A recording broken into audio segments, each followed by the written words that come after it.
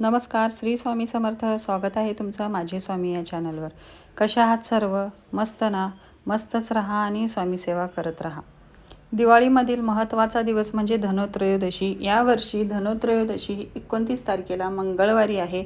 धनतेरसच्या दिवशी धन्वंतरीचे पूजन केले जाते. आरोग्य देवता धन्वंतरी हे समुद्र मंथनावेळी अमृत कलश घेऊन आले. आयुर्वेदाची देवता म्हणजेच धन्वंतरी. धन्वंतरी म्हणजे भगवान विष्णूंचे अंशावतार मानले जातात. धन्वंतरींची उत्पत्ती ही समुद्र मंथनाच्या वेळेस झाली. धन्वंतरी देवीची पूजा केल्याने उत्तम आरोग्य प्राप्ती होते. रोगातून मुक्तता मिळवण्यासाठी धन्वंतरी देवीची पूजा केली जाते. पूजा मांडणी कशी करायची? तर पूजा मांडणीसाठी पूर्वेकडे मुख होईल अशा पद्धतीने पूजा मांडणी करायची आहे. हातात आपल्याला 3दा पाणी घेऊन आचमन करायचं आहे, संकल्प घ्यायचा आहे आणि भगवान धन्वंतरी देवींना आवाहन करायचं आहे. त्यानंतर चौरंग मांडायचा आहे. चौरंग मांडण्या अगोदर ती जागा स्वच्छ करायची आहे. घरामध्ये गोमूत्र शिंपडून पूर्ण सगळी जागा स्वच्छ करायची आहे. त्यानंतर धन्वंतरी देवाचा फोटो आपल्याला मांडायचा आहे. धन्वंतरी देवाचा फोटो आपल्याकडे नसेल तर सत्यनारायण भगवानांचा फोटो तुम्ही मांडू शकता.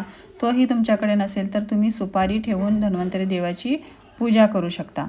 धन्वंतरी देवाची पूजा करत असताना आपल्याला माता लक्ष्मी, कुबेर देव तसेच गणपती देवतांची पूजा करायची आहे. प्रत्येक पूजेच्या अगोदर गणपती बाप्पांची ही पूजा केलीच जाते.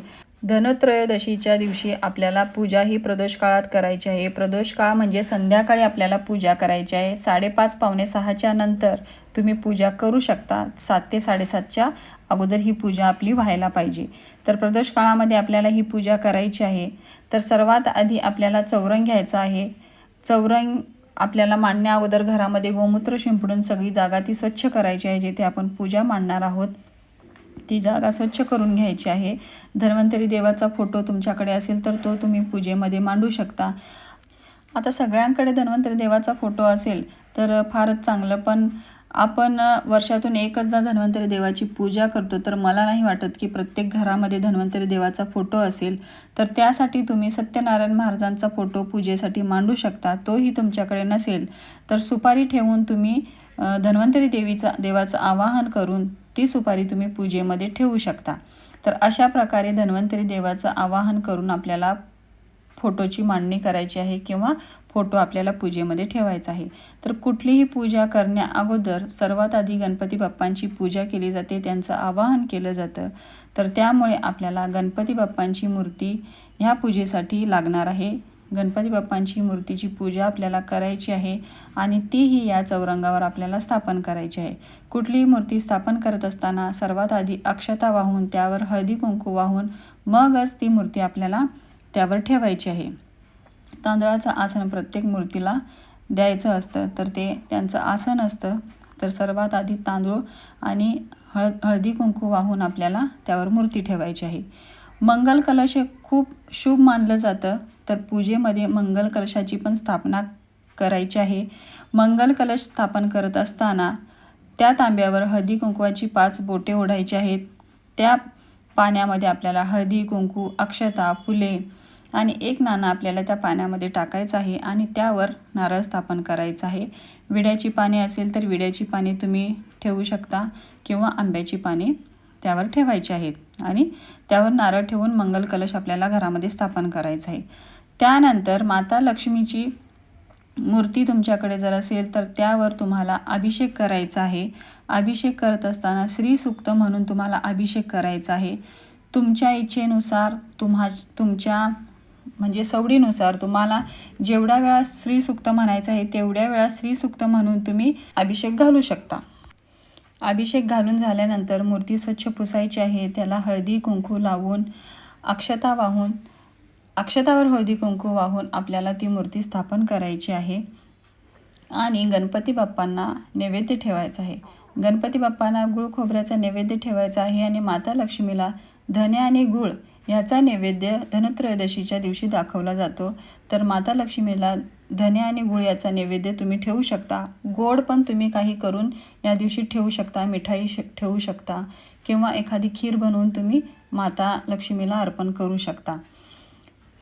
तसेच ह्या दिवशी आपल्याला तुळशीपत्र हे अर्पण करायचं आहे. तुळशीपत्र हे तुम्ही आवर्जून अर्पण करा आणि त्या तुळशीपत्राची पण तुम्ही पूजा करा. तुळशीपत्र हे देखील आयुर्वेदिकदृष्ट्या खूप महत्त्वाचं आहे, तर त्यामुळे मी पूजेमध्ये तुळशीचं पानही ठेवलेलं आहे आणि त्याचीही पूजा केलेली आहे. तर तुळशीपत्र जे काही घरामध्ये तुमच्या अवेलेबल दुसरं काही आयुर्वेदिक मसाले पण असतात ते पण तुम्ही पूजेसाठी ठेवू शकता. मी 5 प्रकारचं धान्यही पूजेमध्ये ठेवलेलं आहे. तर ह्या प्रकारे तुम्ही 5 प्रकारचं धान्यही पूजेमध्ये ठेवायचं आहे. ही सगळी पूजा झाल्यानंतर तुम्हाला आरती म्हणायची आहे.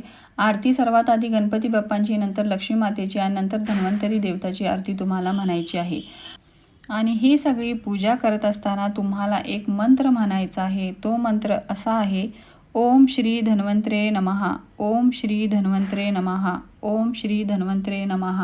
अशा प्रकारे मंत्र म्हणत म्हणत तुम्हाला ही पूजा करायची आहे. तर त्यानंतर ही झाली धनत्रयोदशीची पूजेची मांडणी. तर ह्यानंतर आपल्याला संध्याकाळी एक दिवाही लावायचा आहे.